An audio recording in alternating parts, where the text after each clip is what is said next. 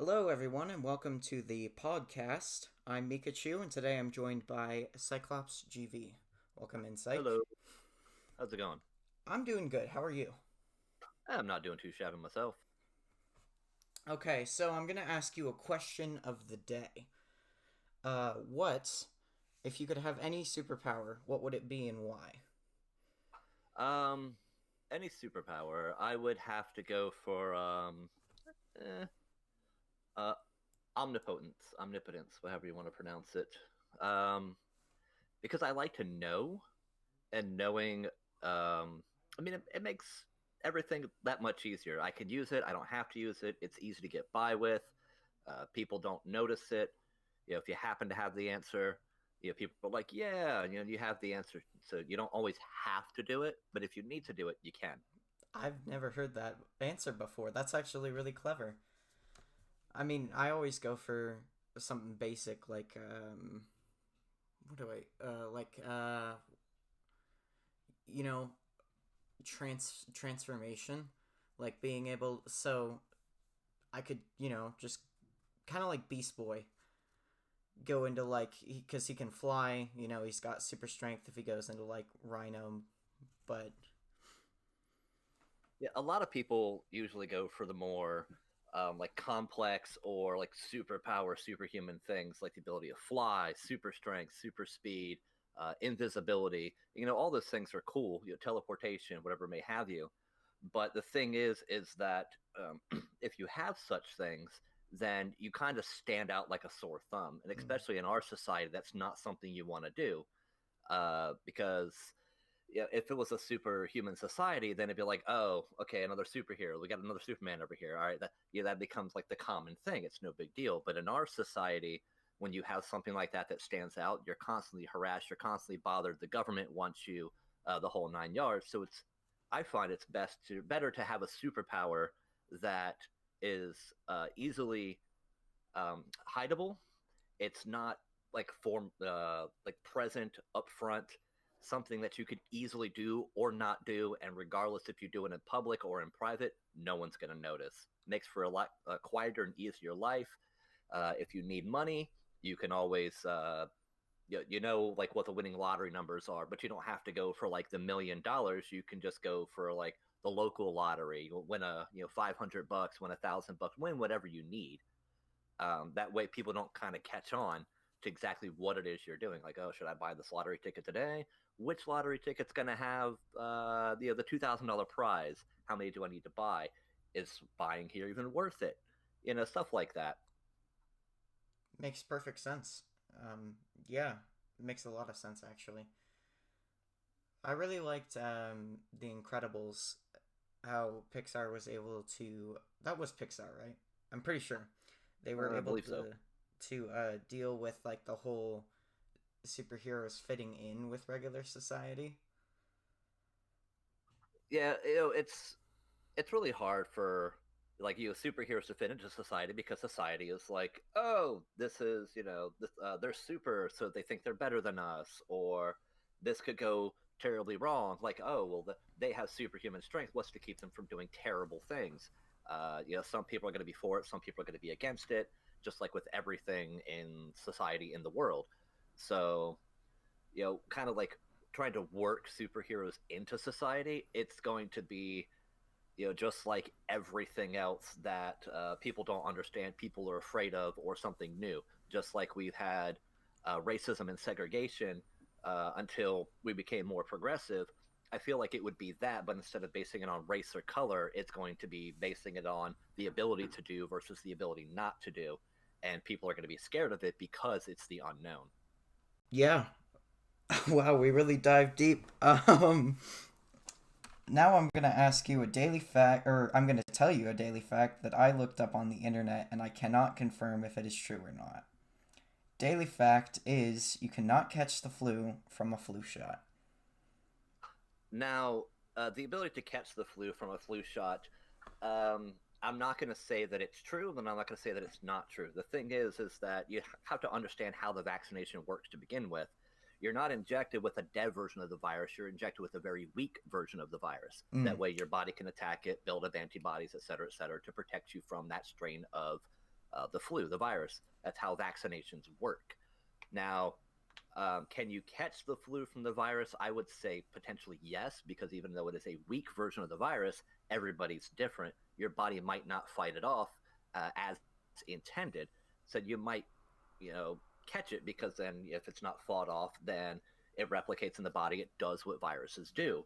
Now, the average person, a normal person who does not have an immunodeficiency or whatever the case may be, the body's going to fight that off, which is why they recommend that if you have immunodeficiency or anything of the sort, to not get the vaccination because there is a small chance that you could catch the virus from the vaccination, and then it could be more detrimental to your health. But the amount of people who are immunodeficient and run the risk of potentially contracting the virus is generally really, really small, less than a fraction of a percent. So is it possible? I would say yes, but under a very specific criteria that has to be met before the virus could potentially evolve into a stronger version of it. So you're going to have to this, and that. There's going to be a lot of different check marks to really hit on, but like I said, everyone's different. So you could actually be healthy and your body just not react to it, much like we have people, statistically, about 10% of the world's population is generally immune to a virus, one or more, which is what we call asymptomatic. So while we have asymptomatic people, we also have people on the other end of the spectrum who are not immunodeficient, but might be more susceptible to a virus, even though it's a weakened form. So it's really hit or miss, but statistically, the chances of it happening are very low. Now, are you pro-vaccine in most cases? Oh yeah, definitely. I would consider myself pro-vaccine, uh, simply for the fact that it makes sense. All right, people say, "Oh, well, we didn't have vaccines back in, the 1800s, the 17. We didn't have vaccines before then." And it's like, yes, you're right. And thousands upon thousands of people died Yeah, until we had enough people who have caught it and survived it uh, to obtain what we call herd immunity. The way herd immunity works is you catch it, you survive it, you build up antibodies to it. Enough people contract it and survive it, it keeps it from passing around because then it can't be passed on from person to person because you have built up an immunity to it, to that specific strain of the virus or specific virus, depending if it has one or more strains. So, yeah, we didn't have vaccines once upon a time, but it's we like we've people are had like, a oh lot well, more deaths. the Black Death, right? Yeah, Yeah. So yeah, we had the Black Plague. We have a vaccine for that now, which is why we don't ever see it pop up. It pops up like in a few cases. We know what causes it. We have antibiotics to fight it. But when we didn't have antibiotics to fight it, we didn't have vaccines against it. Millions died. yeah, So yes, we almost pretty much more or less eradicated polio. There's a very I think in the U.S. it was in the 1970s was the last recorded case of polio. We completely eradicated smallpox via vaccination. So yes, I believe that vaccination is important to our society, and from here on out. I would agree. I know someone personally uh, that has a brother that was affected by vaccines. So, I mean, on on my hand, I see both sides of the spectrum. I see why some people are against it, but I think it makes more common sense to be pro-vaccine and to get those vaccines. Yeah, some people might react adversely to a vaccine. Much like the discussion about the flu vaccine. Not everybody is the same, but statistically, the number of people who um, that respond negatively to the vaccine is low in comparison to the grand scheme. We might know one person that reacted adversely to the vaccine. It just happens that we know that one person who is the outlier uh, exception to the rule, right? Right. Somebody has to know them. It just happens to be us. People are like, oh well, the chances of that are million to one. Well, yeah, the chances of anything are extremely high, but somebody has to be there. Somebody has to get it. Somebody does it. Why not you? Right? Right. The chance of winning the lottery is one in how many ever millions, but somebody does it, right? Mm-hmm. So, yeah.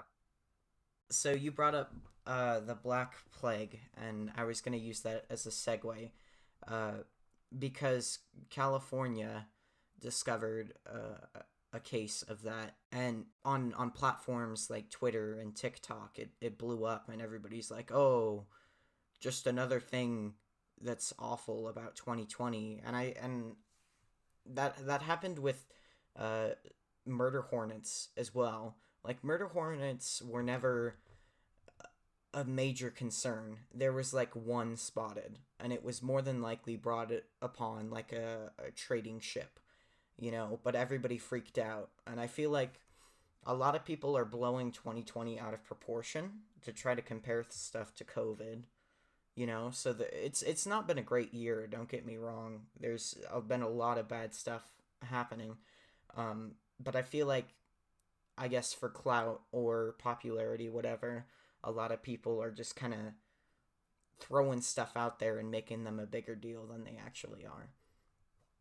I could agree with that. A lot of the things that go on, we usually used to tend to distract away from everything else. Or, it's one of those things, misery loves company. So, like if you ask a person, oh, how's your day been? They go, well, my day has been terrible.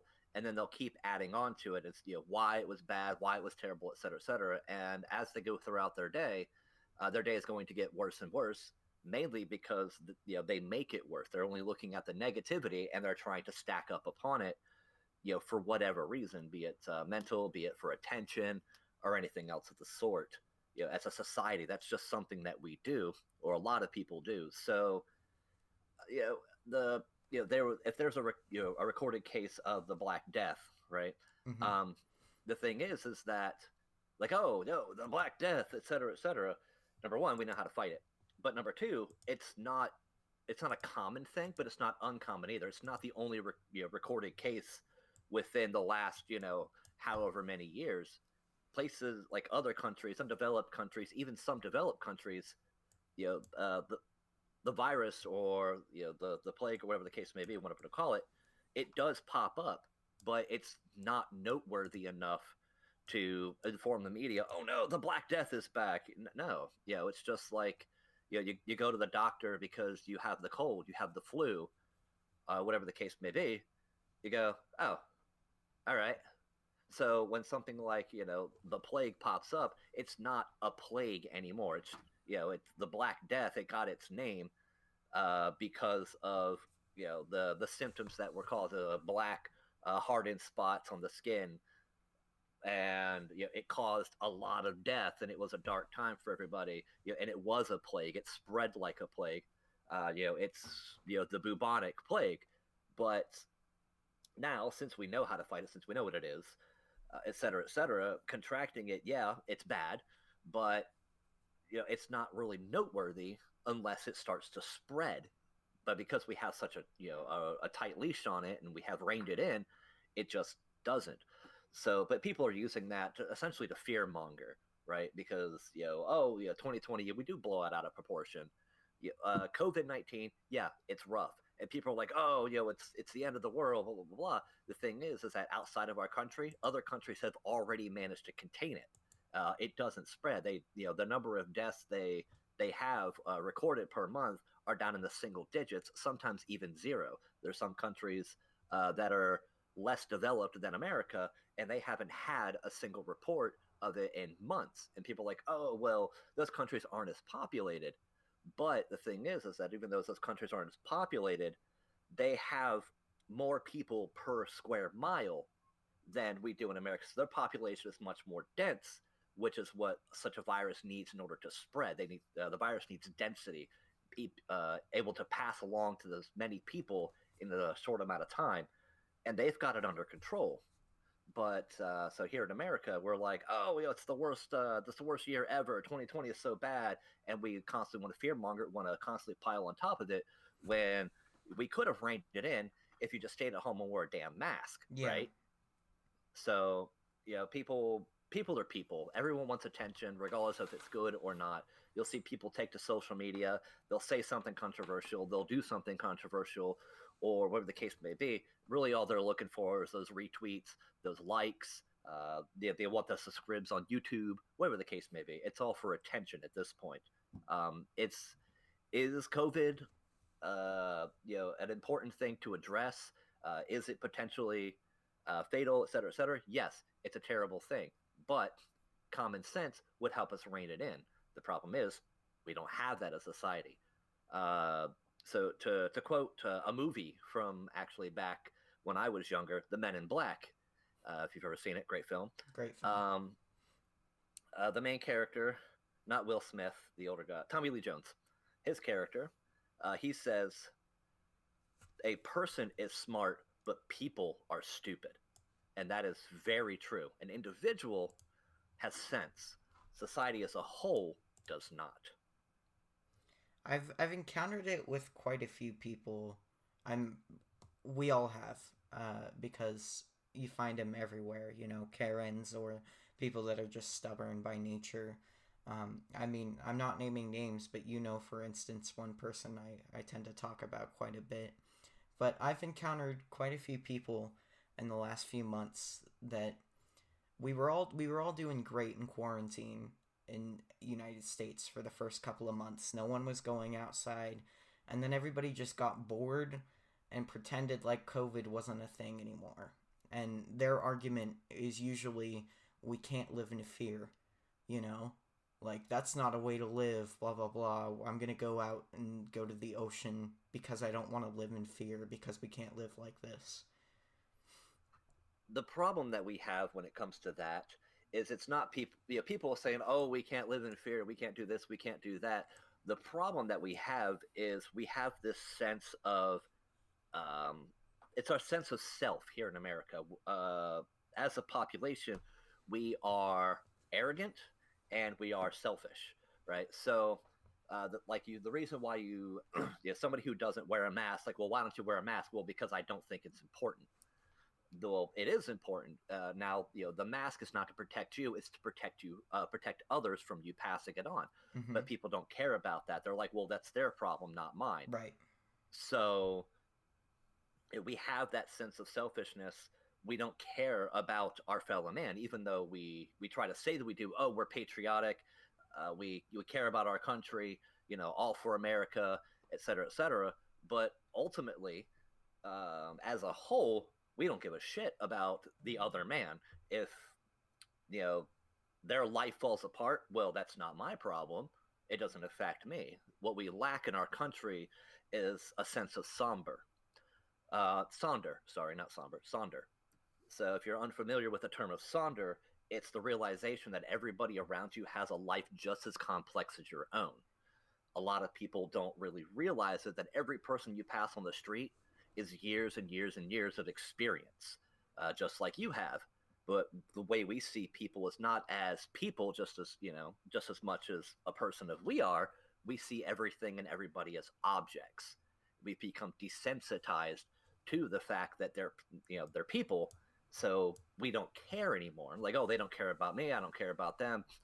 They're just an object to be used up and thrown away, just like everything else in our consumer society. So people have this sense of selfishness about them. Well, I'm not going to wear a mask because screw them. Y'all do what I want because I'm American. I have those rights and don't infringe upon those rights. And the thing is that people have a very large misconception of what those rights actually are. People are like, oh, well, it's just like the freedom of speech, right? Well, I have freedom of speech. People think that you can say whatever you want with no repercussions. Now, the actual freedom of speech states you have freedom of speech to speak out against your government without legal ramifications. So you can say, I don't like my government, and the government can't arrest you for that. That's specifically what the freedom of speech is as a whole. So it's not that you can say whatever you want, it's that you can speak out against your government. Mm-hmm. It's just like a lot of the old adages that people use, curiosity killed the cat. A lot of people don't know what the second half of that adage is satisfaction brings it back. But people only focus on the first half, and that's how people focus on a lot of their rights too. Well, I have the right to bear arms. No, you have the right to bear arms in defense of your country. There's a difference there. That's the rest of it. So that's a lot of problems that we have in our society as well as ignorance. We only know half of what we think we know, and people try to use that for their own selfish needs whenever it suits them. But if it doesn't suit them, then they'll speak out against it until it begins to suit them once more. So I'm going to bring up a random trivia question that is a very bad segue, and then we'll get into some actual other discussions. So the longest river in South Africa is the Orange River. And that is the trivia question of the day. So you speed run, and you do it for fun. So Correct. tell me about speed running. What is it, and what are some of your favorite games to speed run? Well, speedrunning as a whole, I guess it really depends on who you ask. What's considered speedrunning and what's considered not speedrunning. I mean, just the base definition of completing a video game as fast as possible by any means necessary. Now, when you break that down into individual games, each category, as they call them, has its own separate rules. Like, okay, beat the game as fast as humanly possible, exploiting whatever you have to do it, which is how we end up with games that are supposed to be 10, 15, 20 hours long, and they turn out to be like 3 minutes long. But then you have categories, well, it's like, okay, finish the game as fast as possible, but you can't exploit anything that wasn't originally intended by the developer. So you end up with a game that is meant to be like a half an hour to an hour long, but it can boil down to like 10 minutes just if you're good enough at the game. Mm-hmm. A very popular game to point out for this is Super Mario Brothers on the Nintendo. The average person, if you know where the warp pipes are, can finish the game in less than 10 minutes. Speedrunners, because they know the game so well, they know when to jump, how to jump, what to jump on, what not to jump on, so they never have to slow down. You can knock it out in 5 minutes or so. So that's essentially what speedrunning is in a nutshell. Essentially, beat the game as fast as you can. Depending on the game, there's certain rules that revolve around that. So one game might have just a couple of categories because it's a very basic game, but one game might have 80 to 100 categories, which I think is nuts. But they're all different goals, and half the time it's not even to beat the game; it's just achieve this goal. Like once again with Super Mario Brothers, there is a speedrun called collect 50 coins. Mm-hmm. That's it. That's the goal. Once you hit 50, you're done. And the person who can do it the fastest is the person who can do it the fastest. So it's not always beat the game. It really depends on the game though. As far as my favorite games to run, I do run a slew of games. The ones I've had the most enjoyment with, I would say, are probably Wario Land on the Game Boy and Super Mario Brothers 2 USA All Stars version. Because I run the Peach only for that one, and Wario Land I run all the categories, and the movement tech and everything, they're just really really fun to do. Some games that I've run as well, like the original Mario Bros, the tech just it's not really there for me. It's run, jump, run, jump, run, jump. Whereas some of the others, it's a little more involved than that. But complex speed runs, I'm not really. It's not really my jam either. So So I'm familiar with it as a previous speedrunner myself. I am on hiatus, but more than likely just never going to pick it back up again because the one issue with speedrunning for me was the constant grind, and then barely getting any return out of it. There's the satisfaction of getting a new personal best, or if you're that good at the game to get a new world record. But, you know, I'm not a big Twitch streamer. You're not a big one either. We each have our personal communities. But other than that, it's kind of same thing every single day, you know, and I just found it lacking in in that area, you know. Same thing over same levels. Do it slightly better, keep practicing, improve, just for a small return of having a place on the leaderboards, you know. It definitely takes a certain kind of person to speedrun. Don't get me wrong. It's the repetitiveness, the constant grind, the how can I improve this by a second, a half a second, of one frame. Some games do that competitive, but I think what really draws people to do it and to continue doing it for an extended amount of time, such as I know speedrunners who run nothing but one game and have run nothing but that one game for the last year or two. Why play this game thousands and thousands of times, put hundreds and hundreds of hours into it just to get just that little smidgen of better at it. And but you have to ask yourself at that point, how is it different from any other sport, right? Because you're with speedrunning, it's friendly, but it's also competitive. You're competing against other people on the leaderboard who are trying to do the same thing that you're doing, just better. So take football, basketball, baseball, et cetera, for example. All of those players are trying to do the same thing for their side, just better. Mm-hmm. So it's that competitiveness. The only difference is that in speedrunning, we're not competing head to head at the same time, unless we're doing like races or something like that. But that is completely a different section of speedrunning. But speedrunning in general, that's really like the only difference is we're not competing with other people at that very moment. Where they're like there's like 6 or 7 people sitting next to us, and we're all doing the same thing. Trying to beat each other in the moment. That's where it differs from other competitive sports. We do it in our own time. We can pick it up, we can put it down, we can take a break from where the case may be. We can never come back to it, but it's still that competitive nature. And in order to continue to do something that's the same thing over and over and over and over again, you have to have that competitive drive, just as everything else in life. Business, sports, relationships, it's that constant competitive edge. It really depends on how competitive you want to be. If you're not terribly worried about being as competitive, then it might not be for you. But if you're driven by competition, then those are the types of people that speed running really caters to. Some people just speed run for fun. They're not really looking to be competitive per se, but they still enjoy that slight competitive nature. Whereas other people will grind out for world record, trying to beat out the other guy, regardless if even if it's just by the hair on their ass, right? Right. So that's really what speedrunning boils down to. So is well, it's kind of obvious, but I would assume that gaming is something that you like to do in your free time. Yes, gaming is definitely something that has been an interest of mine ever since I was young.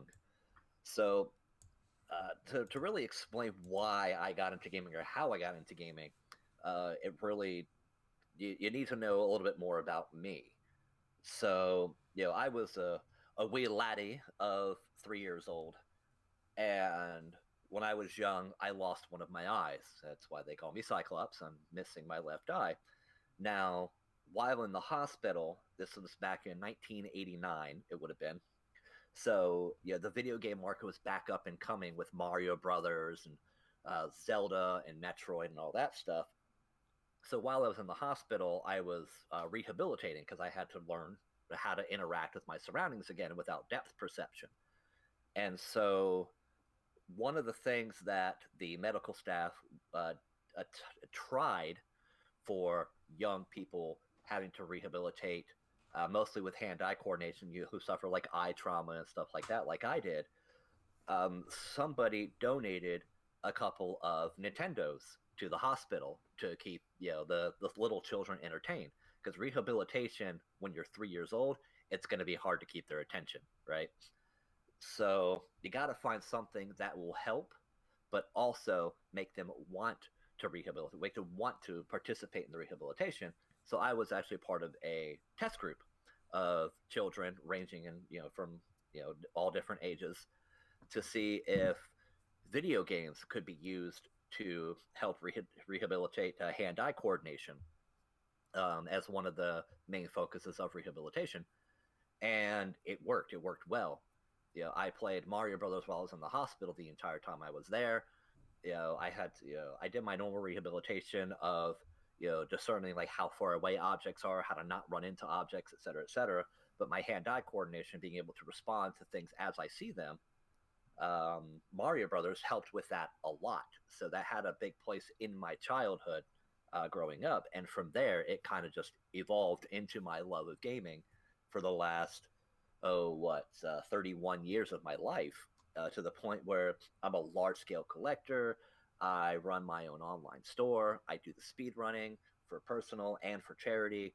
Uh, Video games are a big part of my life now because of how they had impacted me as a child after suffering from from the trauma of losing an eye.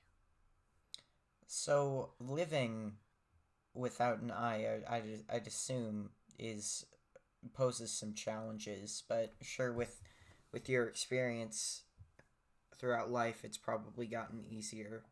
But what's it like mostly?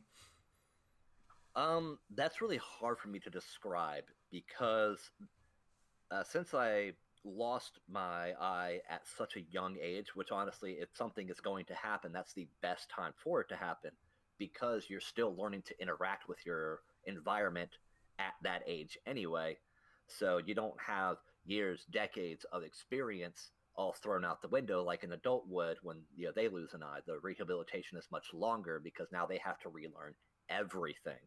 Whereas at the age of 3, not completely still a blank slate, but the slate's not that full either.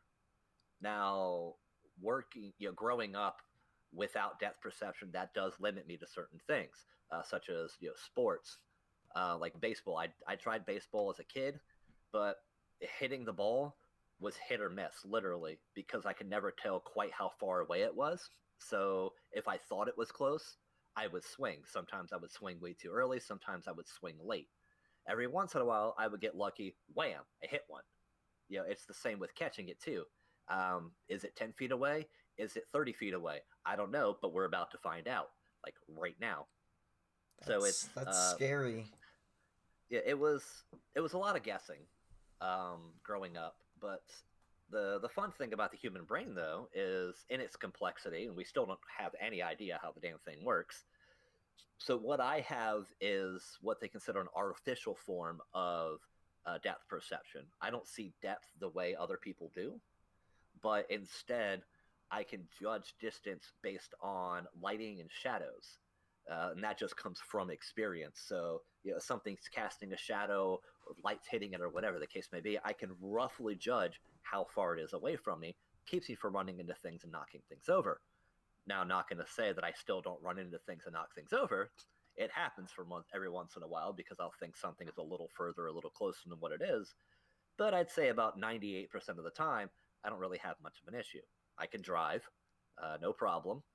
It scares people to death because I brake suddenly, because is that car 100 feet away or is it 300 feet away? I don't know, but we're about to find out.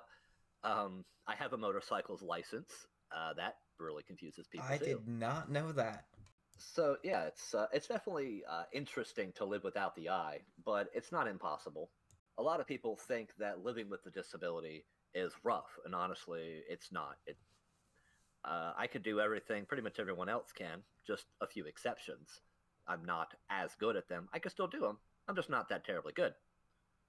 So yeah, and I don't really know how to like compare it to having 2 eyes because when I was so young when I lost my eye that I have no memory whatsoever of what it's like to see with 2 eyes. I only know my experiences with just the one. So I don't have a comparison like an adult would if they suffer the same trauma. They can go, oh well, in comparison to this, in comparison to that, this is how it was, this is how it is. I don't have that, so I have no basis to go on for it. That makes sense. Yeah. So you mentioned an online store. Yeah, I got into selling uh, retro stuff online, mostly on eBay because you have a large consumer base already there, so it's easier to get your products out there when there's already millions and millions of people shopping on it. They just type in what they want, bam, you might be one of the most competitive. I buy locally, from people in my area. A lot of the times, I mainly try to find people who kind of don't know what they have, so I can get it for as cheap as possible. Now, people are like, "Oh, so you're ripping people off?" Yes, That's the way to do it. but the thing is that just like any other business, I have to be able to generate profit. So I have to offer less than what it's worth so that I can make my money on it. Now, um, I've never told somebody, well, and they go, well, this is how much I want for it, and I use strong arm tactics to get them to sell it to me. Like, oh, well, you're never going to get that for it. You might as well sell it to me now for this price because you're never going to sell it otherwise. I don't do that. When I reach out to people, mainly people reach out to me most of the time. I put my feelers out there, of what I'm looking for on social medias and local groups, Facebook Marketplace, Craigslist, uh, Discord groups for my area, and I just put out, this is what I'm looking for. I'm a buyer. I'm also a collector. So if you have any of this stuff, I would love to discuss with you. If the price is, if we can come to an agreement, the price is right, I would love to buy. So if these people reach out to me, hey, yeah, I have this box of stuff that's uh, just collecting dust in my attic or my closet, or my kids don't use this stuff anymore, because they're grown and they've moved on.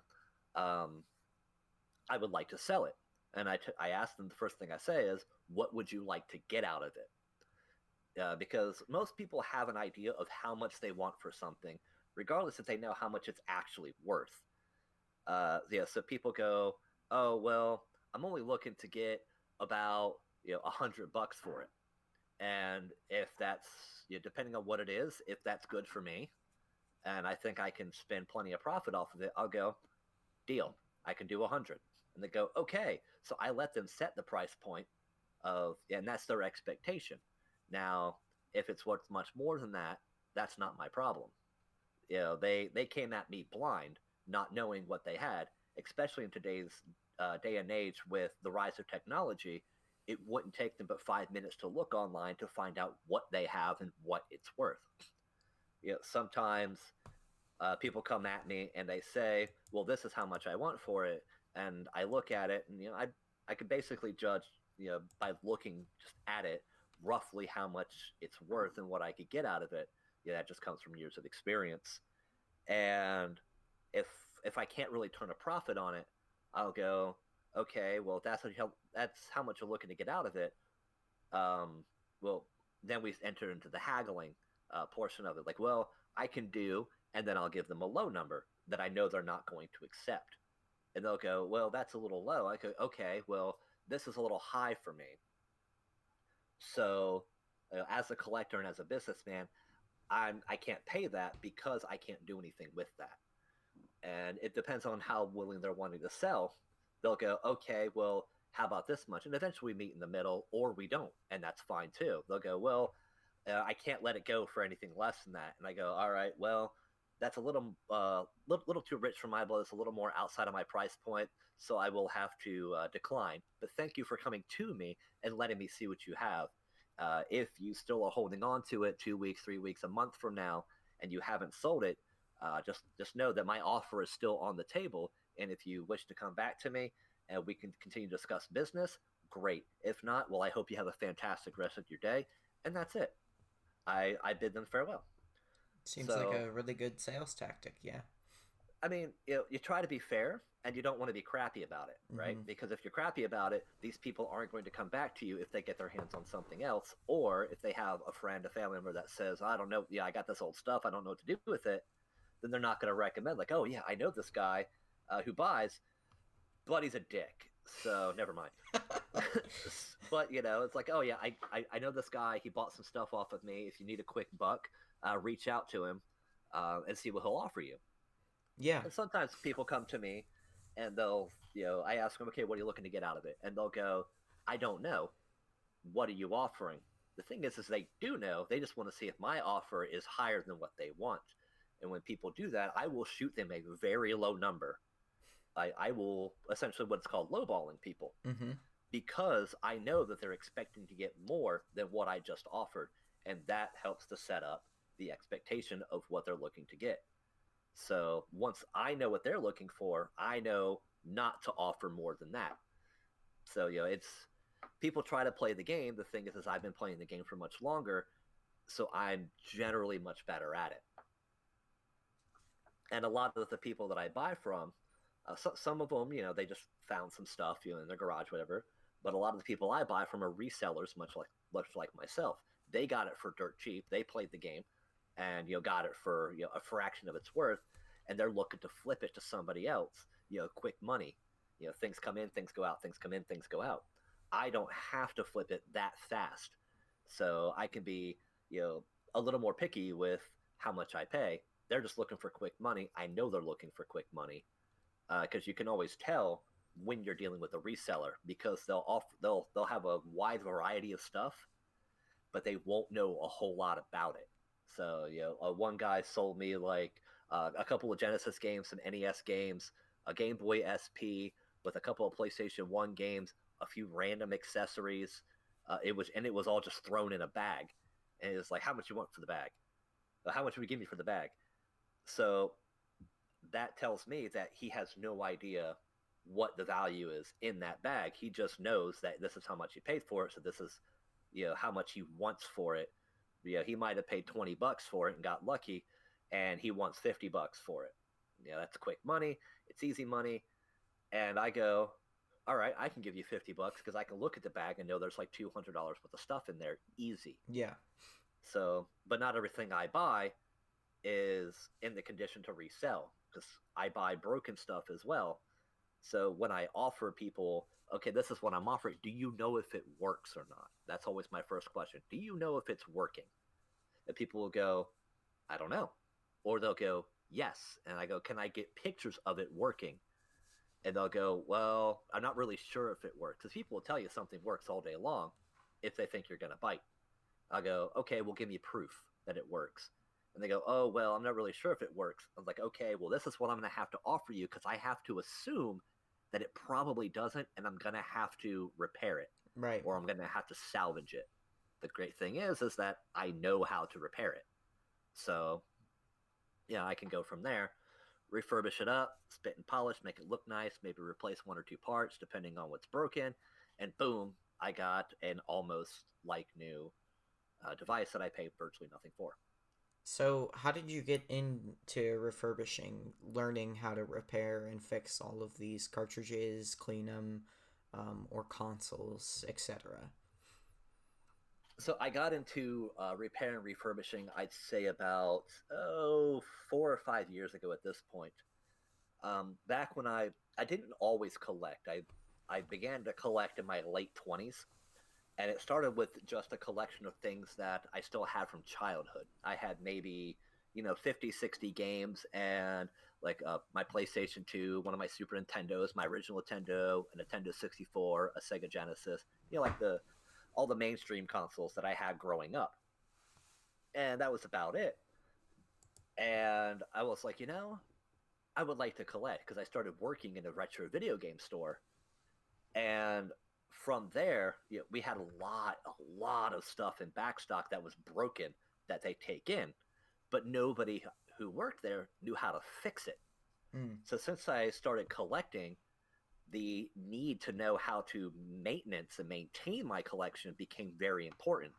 So I was hired at the retro store because I had a little bit of skill with repairing and such like that, because of my own collection, that I used essentially their back stock of stuff that they couldn't sell because it was broken, and I used that to expand my knowledge of how to do this, how to do that, what parts are broken, how to quickly diagnose something to know if it's worth fixing or if the cost of parts is not going to be worth it and it needs to be scrapped for parts in itself.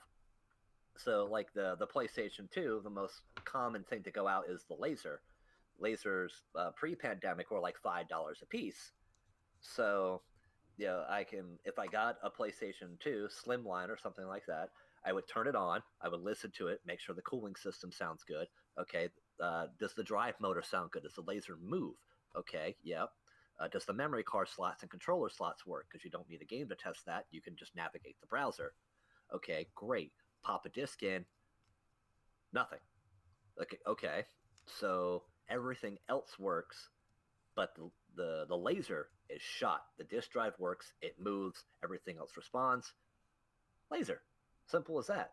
And it takes about 10 minutes to pop one in. $5. I'm on my way. I just got a PlayStation that was broken for $5 because it was broken. Another $5. I'm $10 into this PlayStation. I can now sell it for $60. So that's what I was hired to do at the game store, and that's what I did at the game store. And I kind of just built my knowledge from there. To be deathly honest, I lied to get hired. I said, "Yeah, I know how to fix these things." And they go, "Oh, well, we don't have a repairman on staff. That would be so helpful." I'm like, yeah, I could definitely do that. And I learned on the job. Nobody ever noticed. So That works. that's how I got into it. And from there, I started collecting more because I could fix things as well, which made it easier to expand my collection. And now my collection is expanded over 1,500 games and over 70 consoles in my collection. A lot of them are the same console, like the Game Boy Color. I have every color. Yeah, so I have a lot of repeats, but I have a huge collection of consoles and games because I know how to do this. So, and that's what I use my store for. I make money to so I can bring in more product every time I buy something from a local. I thumb through it and go, all right, I need this, I need this, I need this for my collection. I don't need this, and this. And then out of the pile of what I don't need, I know how much I can make. So when I look at a lot, I go, okay, I can make this much money on the whole thing. But if I cherry pick this, and this, how much can I make after that? I still need to make a profit, or depending on the lot, I need to break even. Can I break even with this? Yes. Sweet. I'll take it. So what I'm gonna bring up is the other day in class, to be it was on the 11th, and one of my teachers used the concept of the tragedies of September 11th, to use as a segue back to the book that we're reading and compare it to one of the things that the author was trying to convey to us. And a lot of kids felt very strongly, hey, you shouldn't bring up that kind of thing. You shouldn't make jokes about it or use it as transition, at least not on the day that it occurred. And I'd agree with them. Hey, our teacher was a bit intense, with the example that he showed. But I had an interesting classmate talk to me, and said, well, hey, kids don't have the right to be upset about this because you and I, at our age, we didn't live through it. And that really got me thinking because, especially, I've noticed in America, a lot of people get offended for other people or get offended even when they haven't experienced the thing. So I feel like, personally, I have the right as an American to be upset about the example the teacher showed.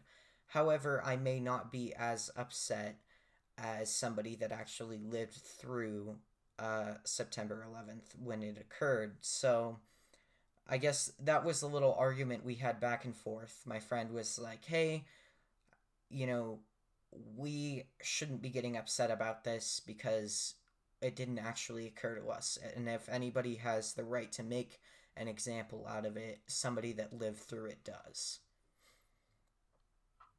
Well, there's a couple different things to touch up on there, to be honest.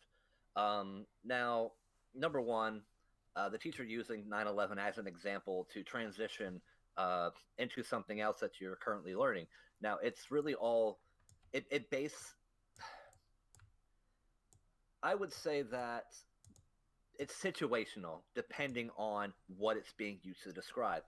Now, even on the day of the thing happening, it's something that's nationwide, and we take time out to to remember the lives that were lost, the sacrifices that were made, et cetera, et cetera.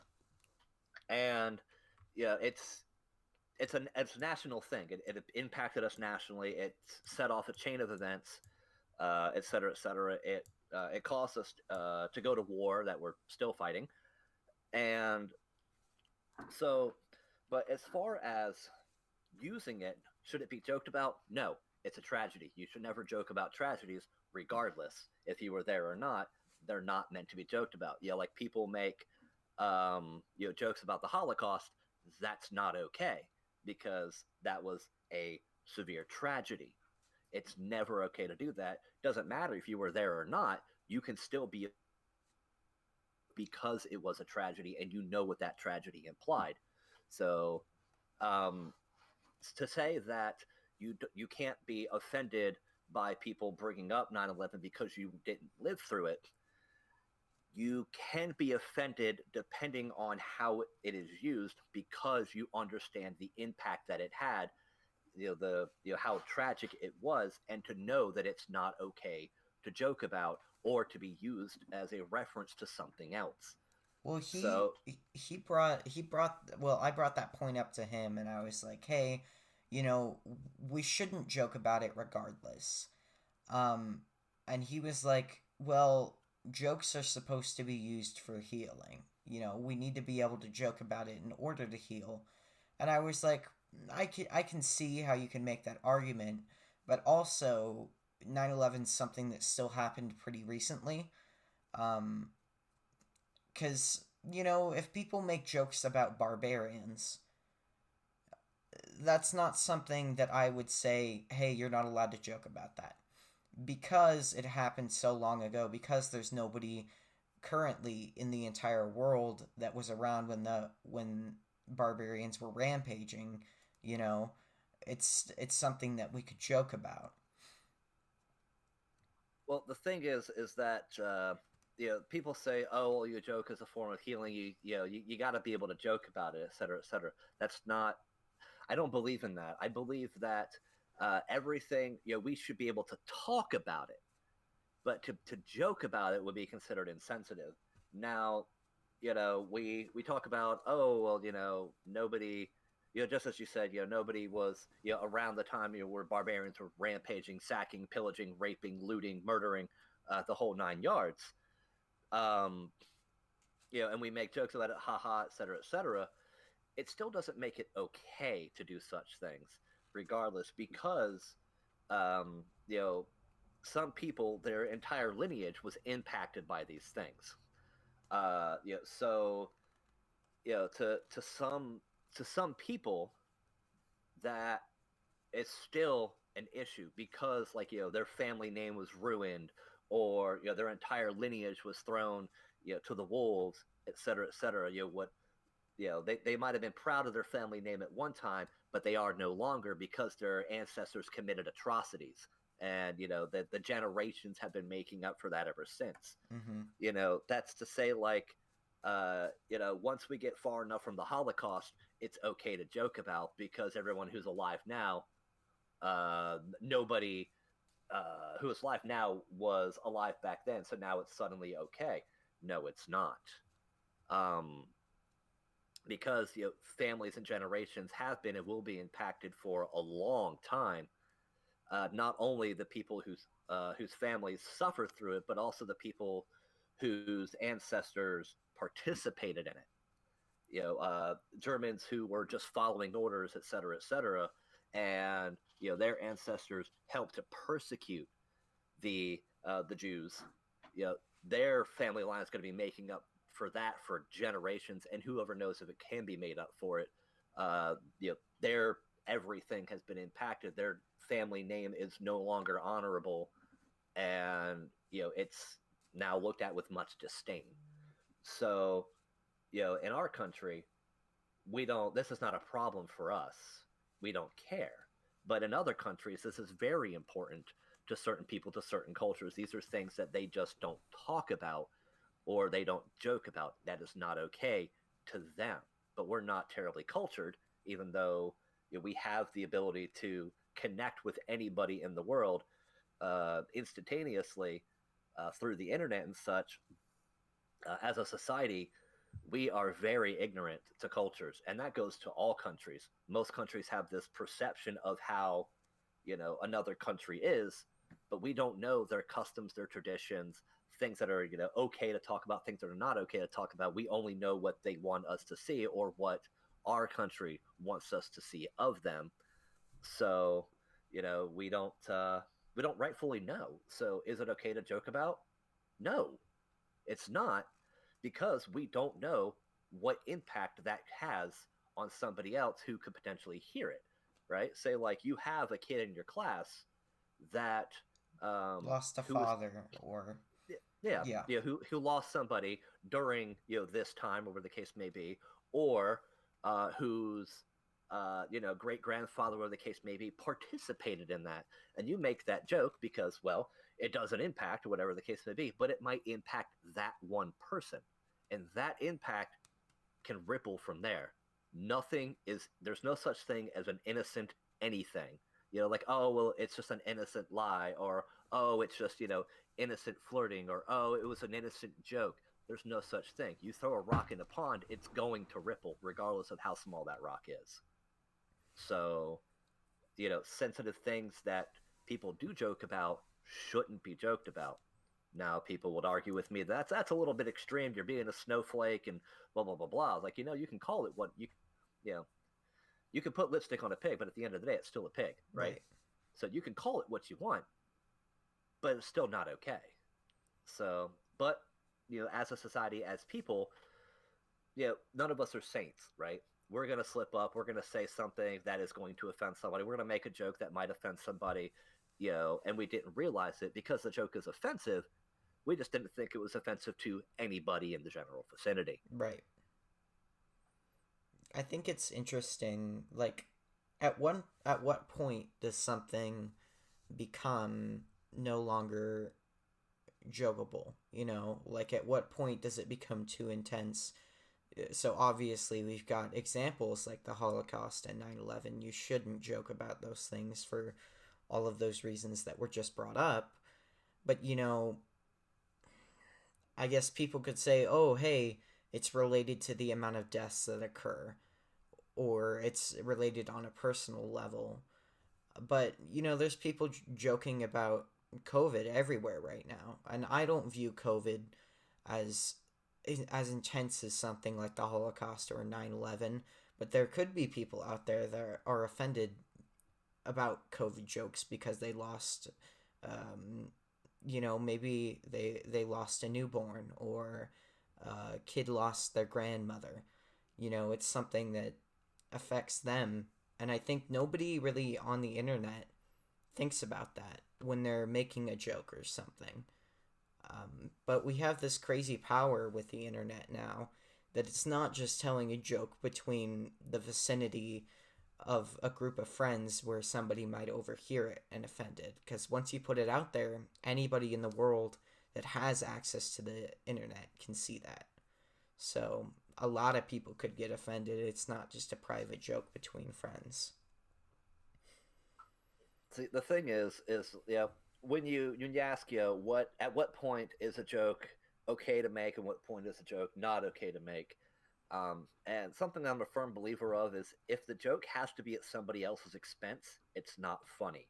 Mm, There are plenty of jokes out there that don't have to be at someone else's expense. They're essentially harmless jokes because they're not meant to harm anybody. So, but if it has to be at someone else's expense, then no, it's not funny. And a lot of punchlines are at other people's expense.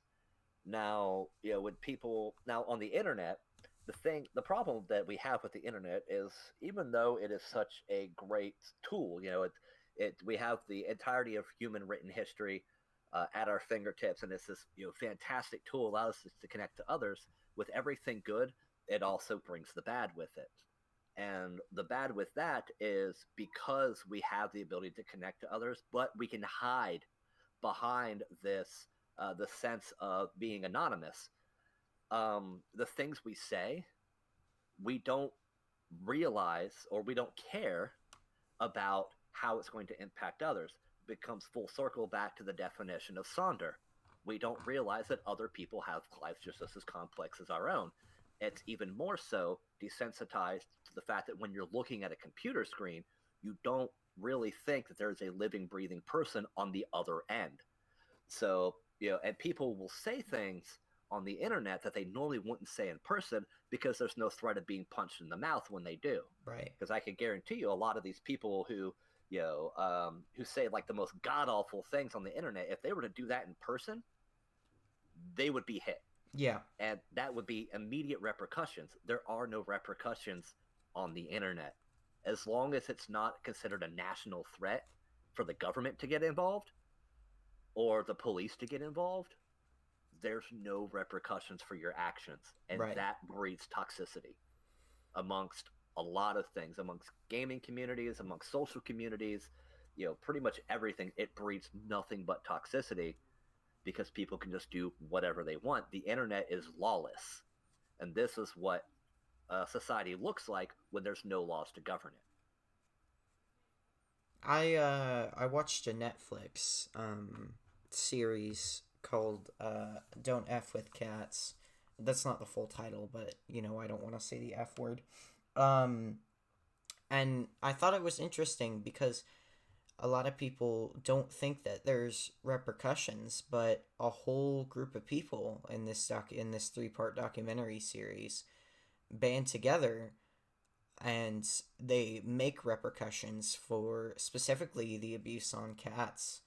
And I think hopefully in the future we could add in some different laws, some different moderation and repercussions on the internet to hopefully, you know, tone it down, because of course we aren't going to have a perfect society and it's going to be the same on the internet, but to an extent we can keep crime levels down, keep, you know, like you can't show up to a presidential debate and yell from the audience, "F this guy, I hate him so much." Like, security will escort you out. There's repercussions for your actions in that point. It's, so hopefully in the future, some more moderation and repercussions on the internet can happen. See, the problem is going based off that example that you just gave. Going to a presidential debate or rally, where the case may be, and yelling out and speaking out against whoever is up there, and then you're escorted out. The thing is that repercussion is not a legal repercussion; it is a personal repercussion by the person who is standing up there. They go, okay, well, if anyone acts a fool, I don't want them here. This is my rally. I make the rules. Just shoo them away, and they are effectively removed because the person up there doesn't like it. Mm. But legally, they technically can't do that. But because that person is not considered the government attaintive authority, they still can do. It's a loophole, right? Because you can yell in the president's face, "I hate you," "F you," and blah blah blah. You're a terrible person. The government can't suppress you from doing that. They can remove you, but they can't suppress you from doing that. You Right. still reserve the right to do it. But there's a loophole to it. Every law has its loophole. And the thing about governing what happens on the internet, it's because of that, being anonymous, because the internet is such a large scale, it's global, et cetera, et cetera. There's a lot of things that can and cannot be done in relation to it. You can't pass laws to restrict it because that does infringe on your right to freedom of the press. Um, and to an extent, your freedom of speech. Even though freedom of speech is mainly about your government, you do hold certain inalienable rights as a human being, and suppression of what you have to say, good or bad, they can't infringe upon that but only to an extent. So being able to pass, laws or repercussions for doing so, they have to fall under something else. It's just like you know say a woman on the internet, she does something, people don't agree with it, and some random guy says I hope somebody kills you, or I will rape you, or whatever the case may be. Right. Well, that the repercussion for that doesn't fall under they reserve the right to say things. The repercussion under that now falls under a different law of um, threatening another person with physical harm of some sort. Now a repercussion can take place because it falls under a completely different law. That law is the loophole to this one. So, but in order to pass a law to restrict it, the law doesn't just apply to one thing; it must apply to all things. So, and it's really hard to do that, especially with the way the internet works, because we do have laws that were passed specifically for the internet on what is and isn't acceptable by law, how much you can suppress something, how much you can't suppress something, and what the government can and cannot legally do. So that's why we're not terribly progressive with, what we, the punishments and stuff that people receive for being, like this on the internet. It's because while I think Psych made his point. Hopefully, you all saw that. I unfortunately lost internet right as we were nearing the ending of the recording session, so it's very disappointing. But anyways, I think this was a very good podcast for the first episode. We covered a lot of interesting topics, and it went very, very well, in my opinion. I'd like to especially thank, again, CyklopzGV for coming on. Very great guest. Hopefully we can have him on again in the future. His socials will be down below, so you can follow him on Twitch, etc. And for Spotify listeners, just find the YouTube video, and you'll find the socials there. But yeah, this concludes the first episode of the podcast. I hope you all have a great rest of your days, and I'll see you again soon.